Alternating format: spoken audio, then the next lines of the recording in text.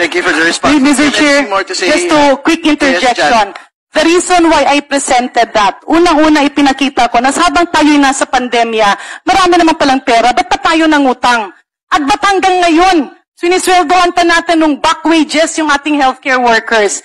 And Mr. Chair, what I was pointing at is the fact na kaya sila gumawa ng napakaraming kumpanya because by the start of 2015, nagka-idea, 16, 17, 18, 19, 20, 21, until 2022, dun bumaha.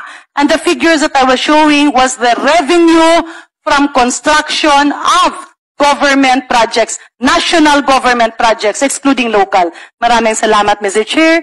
Maraming salamat, Mr. Diskaya. Maraming salamat sa lahat. Sa isang pagdinig sa House of Representatives, sinabi ni Representative Janet Garin na lumobo umano ang utang ng Pilipinas sa ilalim ng Duterte administration.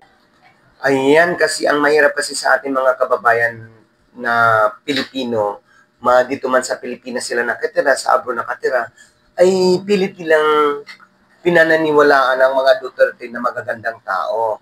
Pilit nilang idinidiin na si Sara ay magiging magandang presidente. Common sense, para kayong hindi nakapag-aral ng psychology.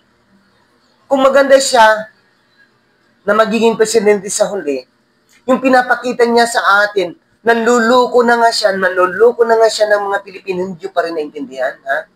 Oh, ang pera ng taong bayan, ang mga buwis natin, kung nagbubuwis kayo, ako nagbubuwis ako taon-taon, nanihinayang ako. Dahil buwan-buwan siya nag-out of the country. Anong ginagawa niya? Wala. Mula nang umupo siya sa pagka-vice president, wala pa akong nakita at wala pa akong sa Pilipinas. Wala, di ba? Panluloko at panggugulo lang kasi gusto niyang umupo.